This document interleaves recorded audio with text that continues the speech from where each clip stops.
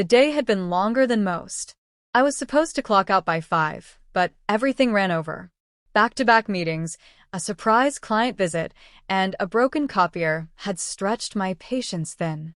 By the time I left the office, my shoes had pinched my feet raw, and my stomach had been reminding me for hours that I'd skipped lunch. All I wanted was to get home, kick off my heels, and fall into bed.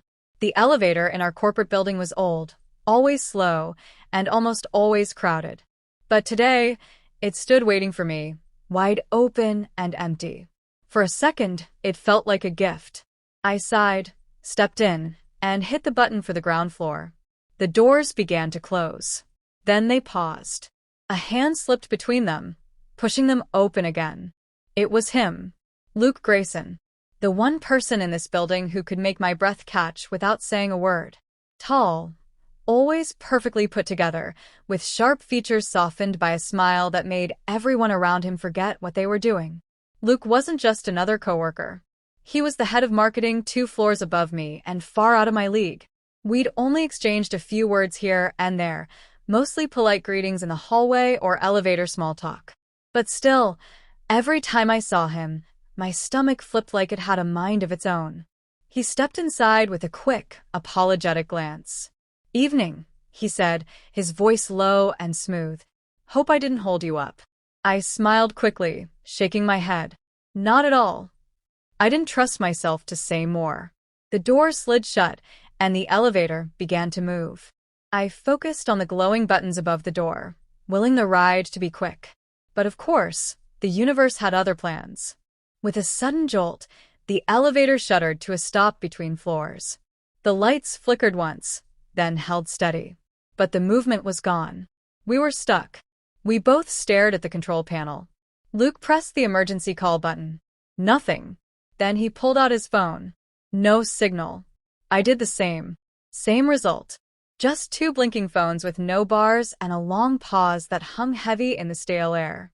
"Well," he said, forcing a smile. "Guess we're stuck for a while." I let out a nervous laugh and tried to keep calm. But already, my chest was tightening. I'd never liked small spaces, and being trapped between floors made everything worse. I leaned back against the wall, closing my eyes for a moment. Breathe. Just breathe. But the air felt too thick. My heartbeat quickened, pounding in my ears. Luke noticed instantly. "Hey," he said, taking a small step closer. "Are you okay?" I nodded too fast. "Yeah.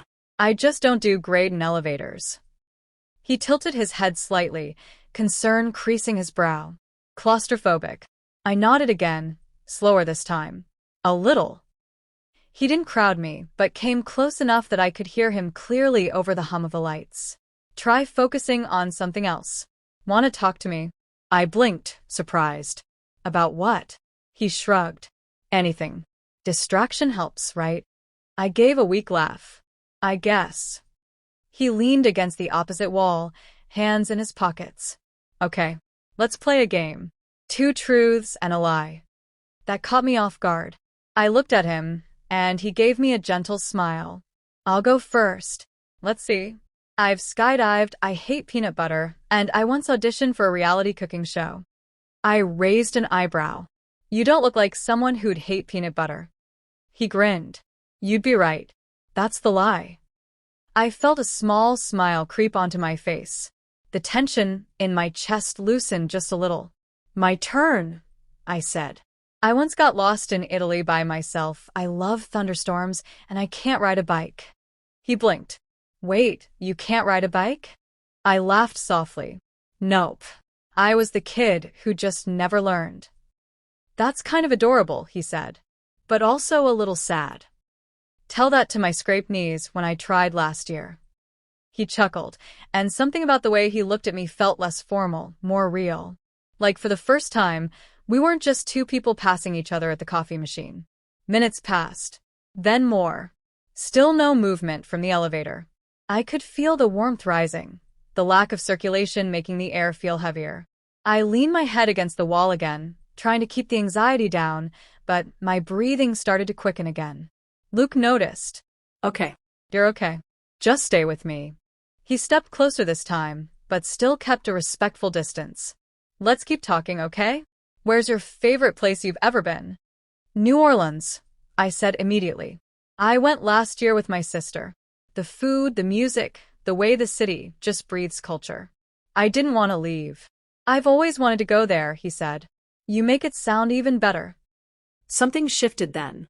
The air between us wasn't just elevator air anymore. It was charged, filled with something unspoken. I looked at him and felt the tightness in my chest ease, not because the elevator was fixed, but because I wasn't alone. And not just not alone, but with someone who saw me. Really saw me. How are you so calm? I asked him. He leaned back against the wall, exhaling.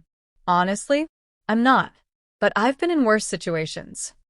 I tilted my head. Like what? He hesitated. My first year out of college, I got caught in an earthquake. Whole building shook for minutes. I thought I wasn't going to make it out. Since then, elevators seemed tame. I stared at him. There was more to Luke than I'd ever guessed from passing smiles and meetings. We talked more.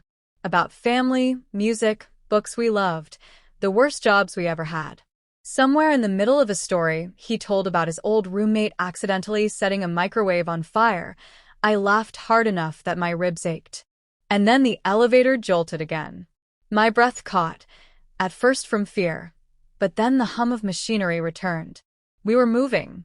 Slowly, groaning like the old thing always did, but definitely moving. The numbers blinked, 4, 3, 2. When we reached the ground floor, and the doors slid open, the world outside felt bright and open, almost too much after that quiet, enclosed space. I stepped out first, blinking in the lobby light. Luke followed, but didn't keep walking. He turned to me, a little pause in his step. You okay now? I nodded.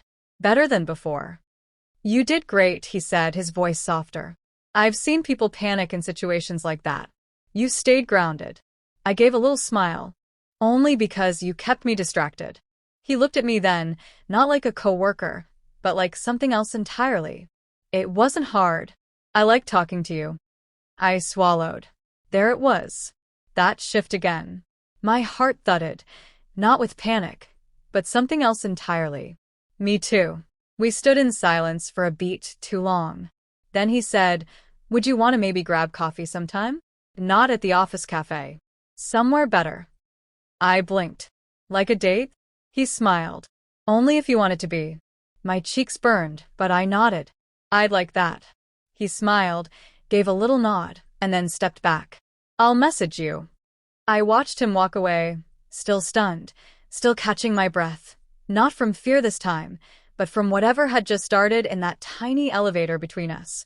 That night, I lay in bed and replayed every moment. The elevator, the stuck silence, the stories, his eyes, the way he listened, the way he looked at me like I wasn't just someone passing by. I realized then that sometimes the scariest, most breathless moments in life aren't about fear. Sometimes they're about realizing that something you never expected is quietly unfolding right in front of you. And sometimes all it takes is one